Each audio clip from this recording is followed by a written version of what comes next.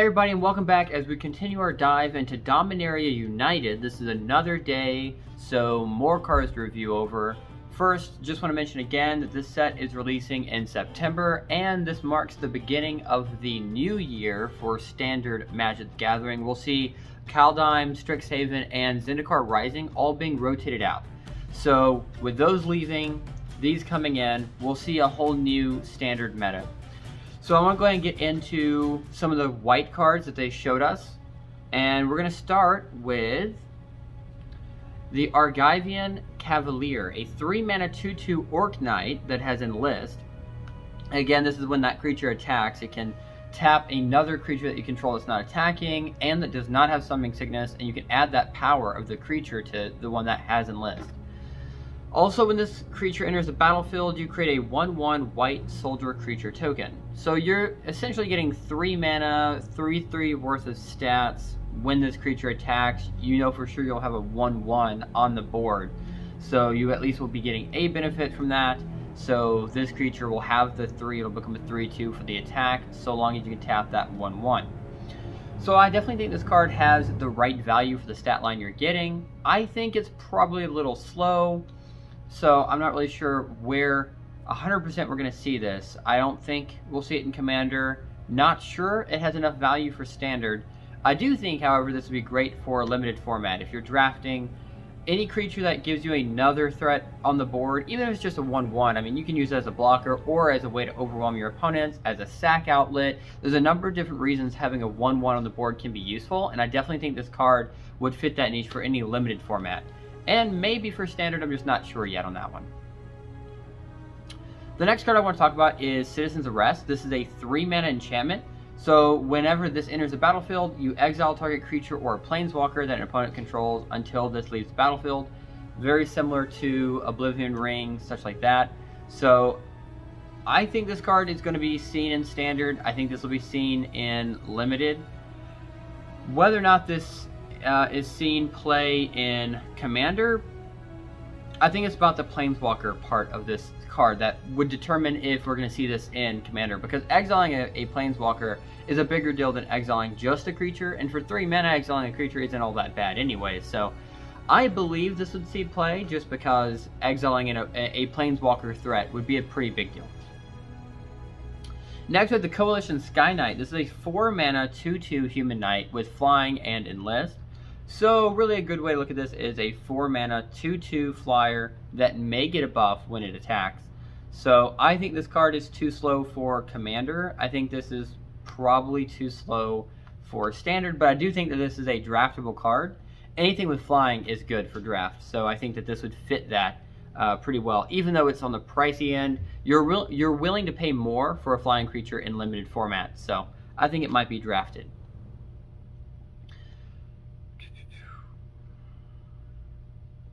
Next, we have the Runic Shot. This is a 1-mana sorcery with a blue mana kicker that says destroy target tapped creature, and then if it was kicked, you get to scry 2. Usually white does a lot of destroying tapped creatures or doing something to tap creatures, so whether it's actually tapping them or it's just destroying the tapped ones. I think the idea was supposed to be that it punishes things that attack, because white is usually a passive color to play in Magic. So I think that this is a pretty decent card. Kicking it with a blue mana to scry 2 makes sense, since blue does a lot of scrying and kind of deck filtering. So I think that this is a good card. I think that you'll see it in draft. I think that this would see play in Standard if the colors are playable. And as for Commander, maybe, maybe not. It's not a terrible card, so it definitely has the value you'd be looking for in Commander, but I think odds are they'll run other cards instead of Runic Shot for that. Alright, next we have the Temporary Lockdown. This is a 3-mana enchantment that says when it enters the battlefield, exile each non-land permanent with a mana value 2 or less until this leaves the battlefield. This is a great way to stop token decks, just because when this enters the battlefield, all tokens, unless they're copies of something, just generic soldier tokens or what have you, they're all considered to have no mana value. So when this enters the battlefield, it would try to exile all of those tokens, which would just end up being a board wipe to the tokens. In addition to that, this also would be able to take care of, in Commander anyways, a lot of mana rocks. So I think this definitely would work on in a commander format. I think this is okay for standard, especially if token decks end up being a pretty big deal. And I'm not 100% sure in limited, just because limited is kind of take what you can get. So getting a bunch of low mana drops is ideal for limited because you can quickly get things out. But you're also looking to just kind of, what cards are good, what cards aren't. So Temporary Lockdown only works well against opponents who drafted a lot of the low cost cards. So I think that this could go into standard. I definitely think this will see play in commander. I'm not really sure about limited on this one. And finally, for white, we have the Wingmantle Chaplain. So this is a 4 mana 0/3 human cleric. So she has Defender. When she enters the battlefield, create a 1/1 white bird creature token with flying for each creature with Defender that you control. And then whenever another creature with Defender enters the battlefield under your control, create a 1/1 white bird creature token with flying. So definitely rewards you for having a defensive board, but I'm not sure if standard is going to see a lot of that. I'm pretty certain we're not going to see a lot of that in limited. So if anything, this would have seen play in commander, and I can think of some funny decks where this would fit pretty funnily into commander decks that run defender cards. So I can think of 2 decks where I maybe would see this in commander. Otherwise, I don't think that we would see this in just a regular commander deck that's trying to synergize with humans or clerics, just because running defender is hard to do. Alright, so next that moves us over to our blue cards. We'll start with the Coral Colony, which is a 2 mana 1/4 wall. It has Defender, and for 2 mana, you can tap this. Target player mills X cards, where X is the number of creatures you control with Defender. So another card with Defender synergy. I think that this would run okay in a wall or Defender deck for commander. For standard, I'm still not sure if we're going to see wall or Defender synergy enough for standard, but this is the second card so far that I've seen, so maybe they'll come out with some more. So I think this card is a decent card for what it does, and for it to be a wall that can still do things is pretty strong. So I think we'll see this in commander. I don't know yet if we'll see it in standard, and I'm not so sure that we'll see this in limited. I don't think this is a card you're all that excited to get, but milling out your opponent is fun to do in limited just because of how desperate everyone is for every card in that deck. Next we have the Djinn of the Fountain. This is a 6 mana 4/4 Djinn. It has flying, and whenever you cast an instant or sorcery spell, you choose one of the 3 abilities on the card, which say, first one, Djinn of the Fountain gets +1/+1 until the end of the turn. Second one, you exile Djinn of the Fountain, return it to the battlefield under its owner's control at the beginning of the next end step, and scry 1 as the final ability. Yeah, I'm not so sure this is all that great of a card. Djinn tend to be a little bit more powerful than that. So maybe in standard, could definitely see this in limited, and I don't really think we'll see this in commander. Next we have Founding the Third Path, a 2 mana Saga enchantment, which also has read ahead. Again, this means that when you play it, you can choose to start at whatever chapter you'd like, but you can't go back, you'll only move forward, and the triggers will happen as normal after your draw step. So if you choose to start at chapter 1, we have you may cast an instant or sorcery spell with mana value 1 or 2 from your hand without paying its mana cost. Second, target player mills 4 cards, and the final one is exile target instant or sorcery card from your graveyard, copy it, you may cast the copy. So the last one is pretty good, and the first two are okay. I think Founding the Third Path works better in standard. I definitely think this works better in standard format than it does in either of the other 3 that I'm usually evaluating these cards at. I could see this being pretty okay in limited if you're running low drops, and in commander it's a little harder to see it work just because of how many cards you're running in your deck, and I don't know a lot of decks that run such cheap spells. But the final ability might even be good enough to still use it. Being able to exile an instant or sorcery card from your graveyard, copy it, and cast a copy for 2 mana, and you can immediately choose that third chapter. I think that ends up being pretty good, maybe even for commander for that reason. So next up we have Joint Exploration, which is a 2 mana instant with a green mana kicker saying scry 2, then draw a card, and if the spell was kicked, you may put a land card from your hand onto the battlefield. So we're used to seeing in commander things like Preordain, so you can scry and draw through that. So Joint Exploration is a little bit pricier than that card, being 2 mana instead of the 1 that we're used to from Preordain, and cards like it, Brainstorm and what have you. So this card is a little bit harder to fit into commander just because of the competition it's facing. Doesn't make it a bad card though. With the green mana kicker, you can just put a land from your hand on the battlefield, triggering landfall abilities. Landfall decks are a thing. So Joint Exploration may have a home in Commander. That being said, Joint Exploration probably has more of a home in Standard, just because of being able to scry 2, draw 1 being so strong, and Standard has a more limited pool of cards to get from. So I can see this fitting better into Standard. And absolutely this fits in Limited. Without a doubt, if I see this card when I'm drafting, I'm going to try to pull this card, because being able to scry and draw, filtering out your deck, even without ever using the kicker, is pretty important in a Limited format. Next we have the Vodalion Mindsinger, a 3-mana 2/2 Merfolk Wizard that can be kicked with 2 mana, 1 of which must be red, and or 2 mana, 1 of which must be green. So if this enters battlefield with... It enters the battlefield 2+1/+1 counters on it for each time it was kicked, and when it enters the battlefield, you gain control of target creature with power less than its own power for as long as you control it. So, could enter in as a 7-mana 6/6, gain control of a 5 power or less creature on the board. That seems pretty strong. I think this is a pretty good card. I think it does some crazy things in Standard, so I certainly think it sees play there. A 3-mana 2/2 is a little bit harder to fit into a Limited format, but it may see some play there just for the kicker ability. 3-mana 2/2 to gain control of a creature with power 1 or less is a lot less exciting, so you do want to kick it 1 time. So it really should be a 5-mana 4/4, gain control of target creature power 3 or less, and I think that is a good enough card to run in a Limited format if you think you can kick it 1 time. As for Commander, getting control of things is always a lot of fun in Commander, so I think this card sees some play. I'm not sure that this is all that great of a card, just because of gain control cards. There's so many of them in the history of Magic that this may not fit in. But if they can trade this out for a card that they weren't really excited about, this could fit well. The other issue with the control decks, or literal, I'm going to take control of your stuff decks, the other problem with that is they tend to be mono blue, and this card requires it to be a 3-color deck.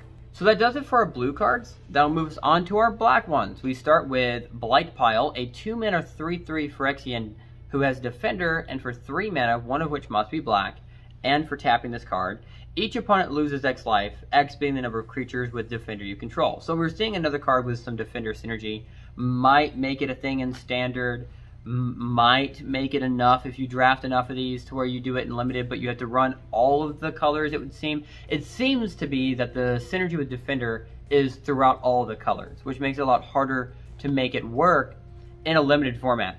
As for Commander, some of these will see play in Commander because Defender decks are a thing, and some of these won't. This may be one of the ones that see play because it causes all of your opponents to lose a certain amount of life based on Defenders that you control, and I think that is strong enough to warrant it being in a Defender deck.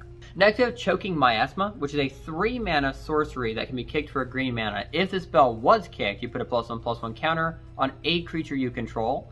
And then the sorcery ability itself is that all creatures get -2/-2 until the end of the turn. So reminds me a little bit of the Baldur's Gate card. It was a toxic thing. It was a card that caused everybody to get minus as well.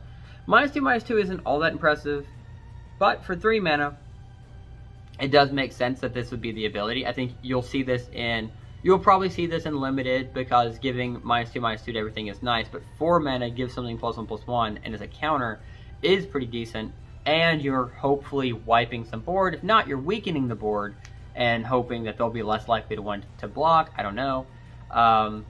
Other thing with this is in a Commander situation, I'm not sure this is strong enough for a Commander. I think this is mostly going to see play in Standard, maybe Limited.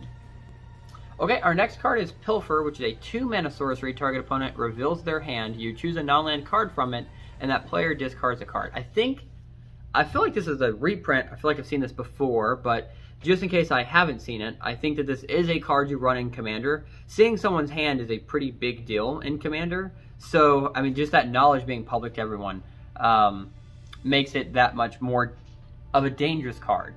And Standard, probably, making someone discard seems to be a thing for Liliana's abilities and the Raven Man. So I think Pilfer will see play in Standard. And in Limited, this is really strong as well. That information can be invaluable in Limited because In Commander and even in Standard, there's a chance that once you've seen their hand, they can filter through and change their hand composition. But in Limited, it's a lot less likely that they're going to be able to change what's in their hand fast enough for the knowledge of Pilfer to get stale. So I think that the knowledge you're getting from Pilfer and the discard that you're forcing makes this card strong enough to run in Limited. Next, we have Stronghold Arena. For 2 mana. It's an enchantment that can be kicked with 1 green and or 1 white. So that when this enters the battlefield, you gain 3 life for each time that was kicked. And whenever one or more creatures you control deal combat damage to a player, you may reveal the top card of your library and put it into your hand. If you do, you lose life equal to its mana value, which is pretty good. So ends up being a potential 4 mana, gain 6 life, and then use that life to spend on cards that you're going to be getting out. So this works well in a Swarm deck. This works well if you're dealing combat damage, but it has to be combat damage. It can't be forcing them to lose life. So it doesn't synergize super well with a lot of black cards, but it does synergize fairly well with a white token deck. So I definitely think that this will fit if black and white are colors that will be seen in Standard. In Limited, this is probably still worthwhile. Life gain in Limited is pretty strong, and the ability to gain more hand advantage, I think, is a big enough deal where you're fine paying life points for it. And even in Commander, you're fine with it. It's just more of a matter of, is this card worth running in those decks? Because this would have to be a 3-color deck, black, green, white, because of the color identities of the card. So that may make this card not worthwhile to run in those decks. But then again, it still lets you get card draw. And card draw in any format is strong. Life gain in any format is strong. So this may still find a home in Commander, making this find a place in all of the formats. Okay, and that does it for our black cards. That moves us on to red. We'll start with the Balduvian Berserker. I'm not sure if I've evaluated this one or not. It's a 1/3 core Berserker with Enlist, and when it dies, it deals damage equal to its power to any target. Making the Enlist ability have a little bit extra of a oomph to its effect is pretty good. When it attacks, if you tap down a creature, ideally something with high power, her toughness will stay the same. It'll still be 3. So Enlist only buffs the power. So it makes it pretty easy for someone to block and kill the Berserker here. But when she dies, maybe you tap down a 10 power creature, best case scenario.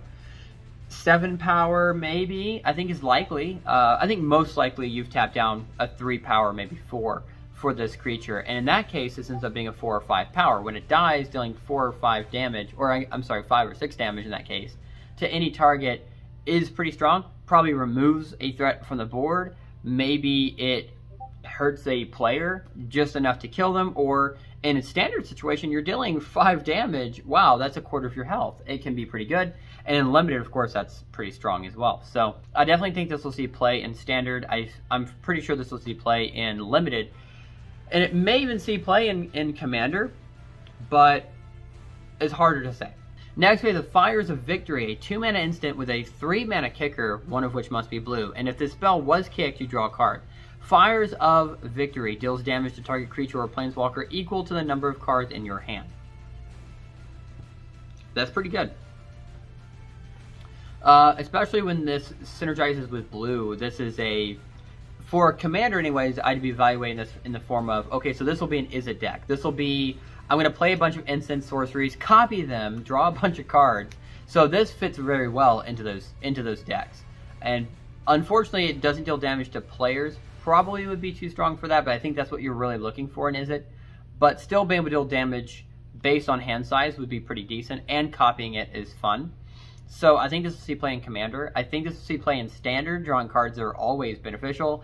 And this will see play in Limited so long as you run blue. You don't run this card if you don't run blue, because you want that draw a card effect. So in almost every situation I can think of, this ends up being a 5-mana spell. Next we have the Herder Cyclops. This is a 5-mana 5/4 Cyclops. For 1 mana and you sacrifice another creature, this deals 1 damage to any target. So this isn't bad. It converts mana and board state into damage, but it takes a lot to feed into it, so it may be too slow to run in a Standard format. This may be okay in Commander, but I don't think you'll see a lot of play. And just because it's a 5-mana 5/4 alone makes it worthwhile to run in a Limited format.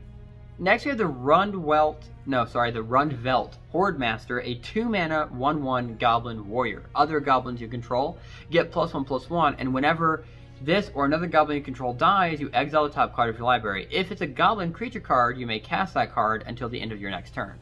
So this goes well in goblin decks as if they need anything else. This fits very well into Commander. This will go into a Krinko deck for sure. So this fits well in Commander. This fits okay in Standard if you're running Goblin Synergy cards. And this is pretty hard to run in Limited unless you happen to draft a lot of Goblins. Next we have Twinferno. This is a 2-mana instant, choose one. When you cast your next instant or sorcery spell this turn, copy that spell. You may choose new targets for the copy, or target creature you control gains double strike until the end of the turn. So this runs pretty well in a Commander situation where they're going to try to copy this spell, and this will allow it to copy the next thing that you actually cast, because this says you have to specifically cast your next instant or sorcery spell. So if you copy Twinferno, it doesn't accidentally copy itself on the next copy that's coming into the stack. You have to cast a spell. So copying Twinferno allows you to have extra copies that'll trigger on your next actual cast. So it's pretty strong in Commander. I think in Standard this works pretty well. And it's harder to say in a limited format, but I think people will try to make Twinferno work in a limited format, and they may just end up choosing gain double strike until end of turn. So that does it for our red cards. I'll move us to our green. We'll start with the Bog Badger, a 3-mana 3/3 Badger, 1 black mana kicker. When it enters the battlefield, if it was kicked, creatures you control gain menace until the end of the turn. That's pretty strong, and green-black is definitely something that's run in Commander. So I definitely see this. I believe this will see play in Commander, and I think this will see play in Standard if green-black is a thing. You don't really want to play this without paying its kicker cost in Standard. That's where the value comes in. But in Limited, a 3-mana 3/3 already is worthwhile, so this will be run in Limited regardless of if you run black mana, I think. Okay, next we have the Urborg Goyf, a 2-mana Lurgo. I'm not sure what that is. It has a kicker, 1 blue and or 1 black. So as this enters the battlefield, you mill 3 cards for each time that you've kicked it. And then its power and toughness are equal. Well, its power is equal to the number of creature cards in your graveyard. Its toughness is equal to that many +1. That way it doesn't just die if you whiff on getting creatures into your graveyard. I think green, blue, black is definitely worthwhile. This is a good card to run in Commander. I think this card is okay in Standard, and I think this is probably not good enough to run in Limited. You have to draft a lot of creatures, and you have to hope you draw this late. You don't really want to have to kick this and mill out yourself, I think, in that format. So I'm not sure this is really all that draftable, but I definitely see this seeing play in Commander, and I believe it would see play in Standard. Alright, and then that moves us over to multicolored cards. We're moving through these pretty quickly here. We're going to start with the Drabik of Herborg. 4-mana 3/3 zombie wizard. It has vigilance, it has ward 2. Other zombies you control have vigilance, and whenever another legendary creature you control dies, you create a token as a copy of that creature, except it's not legendary, and it's a 2/2 black zombie, in addition to its other colors and types. Wow. Whew. Does this get run? It definitely gets seen in Commander, at least for flavor. People are going to try to turn this into a Commander deck. It is a pretty good Commander because it's around the right mana cost, it protects itself, and it has static abilities. Zombies getting vigilance, that's a good ability. I'm not sure if this is, I mean, it's a zombie wizard, maybe it gets run in zombie decks, but I think the legendary creature copies are pretty strong. I think this gets run in a deck. If it's not run as a Commander, it can be run in a Legendary Matters kind of deck, where, hey, I'm going to just keep copying my legendary guys. But I think if you run this as your Commander and guarantee those copies more efficiently, I think this will see more play as a Commander than just as a card. But it really has to have value when you play it, so it's tough to say. In Standard, I'm not really sure what kind of zombie synergy we're looking at in Standard here, but we still have Innistrad, Midnight Hunt, and Crimson Vow. I think Midnight Hunt had zombies. in its standard rotation, so it's still standard. Maybe it comes out with some zombies. Maybe we have more of that. But I think this is mostly going to see play in Commander. And this would be a draftable card just because it itself is 4-mana 3/3 Vigilance Ward 2. And if you happen to get other legendaries, you draft them for sure. And then Urborg protects them. And then next we have Tura Kinurud Sky Knight. So this is a 5-mana 3/3 human knight with flying. Whenever you cast an instant or sorcery spell, you create a 1/1 white soldier creature token. Well, this is pretty good too because blue tends to draw you cards, so you can feed into a few other spells. Not a lot of mana ramp in blue and white, but I do think this will see play in Commander. I think this card is good enough to see play in Standard. It is expensive though, but I feel like it's still good enough. And you definitely want to try to run this in Limited if you think you can pull off. It's a lot of mana. 5 mana is always hard to work with, but it does have flying, which is a huge benefit in Limited format. And being able to make your instants and sorceries have more value is extremely valuable in Limited. So that does it for our colorless. We have no more that does it for our multicolored cards. We don't have any colorless cards to go over, so that jumps us straight into the artifacts. And we start with the Inscribed Tablet for 1 mana. This has 1 mana, tap it, sacrifice it, and then you reveal the top 5 cards of your library. You put a land card from among them into your hand, the rest on the bottom of your library in a random order, and if you didn't put a card into your hand, this way, draw a card. So putting a land from among the cards into your hand is not a May ability, so you have to whiff to be able to get the card draw. Otherwise, you're just getting land into your hand. So Inscribed Tablet's probably good in Standard, definitely good in Limited, probably too slow for Commander. Next we have Karns Silex, a 3-mana legendary artifact. It enters the battlefield tapped. Players cannot pay life to cast spells or to activate abilities that are not mana abilities. And this also the ability to tap X mana, tap it, exile it, destroy each non-land permanent with mana value X or less. Activate only as a sorcery. This is a great card for Commander. This is probably good in Standard. I think this is harder to run in Limited, but because this set has so many pay life abilities and cards, I think this is good in Limited for this set. Next we have the Timeless Lotus, which is a card that I'm going crazy over since I run Dragon in Commander. Let's talk about it first though. This is a 5-mana artifact that enters the battlefield tapped, but when you are able to tap it, you add Urborg to your mana pool. I mean, this is fantastic. So Dragon is 9 mana, it has Urborg and then 4 generic. This card pays for, it's 5 mana to cast this artifact. So if I had enough to cast this, I have 4 generic. Then I can tap this for Urborg, tap 4 generic. I probably have 1 extra mana open to help protect it, and then I cast Dragon out. This is fantastic. Turn 6, Dragon is strong because you're not used to seeing Dragon. I mean, you can see Dragon that early. It's just nice to have another way to get it out that quick. So in Commander, it will see play in my deck. It will probably see play in many other decks that run these colors. It's worth noting that because Timeless Lotus has all the mana symbols in its ability, you have to run it in a deck that runs all the colors. You can't choose to run Timeless Lotus in any deck that doesn't run Urborg. Next, we're looking at next format to evaluate Timeless Lotus on. We're looking at Standard. I think this is good enough to run in Standard. It's a strong card. It is slow though, and I think Standard runs pretty quick now, but especially with paying life points to play cards out, that should speed up the format. But I think Timeless Lotus is a good enough card to still see play.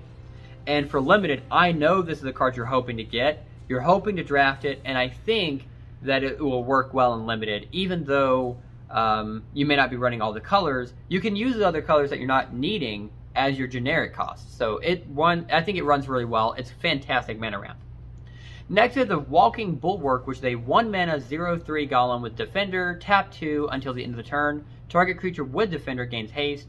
It can attack as though it didn't have Defender, and it assigns combat damage equal to its toughness rather than its power, but you activate this ability only as a sorcery. I don't think this is necessary in Commander, since the commanders you're running for Defender decks already give you the ability to attack with Defenders and assign combat damage with toughness, so I don't think that's necessary for Commander. And Standard absolutely will be necessary if they're trying to run Defender synergy. This card is one of the only cards that will make Defender a thing, and I'm not really sure this is enough. And in Limited, you have to draft this for your other Defender cards to be any good, so I think it requires a bit too much in Limited. And that's all the different cards that we had to review over today. So, I'm excited about the cards. I already know the card that I'm most excited about being the Timeless Lotus. There are other really great cards that came out I say today. I'm reviewing Monday's cards today. But still, the cards that I'm reviewing over, there were some great cards. Tell me what you thought. I have to know if you agree with me on Timeless Lotus being strong. I mean, it is strong. How strong do you think it is? But either way, I can't wait to see what else they put out. And until next time, later gamers.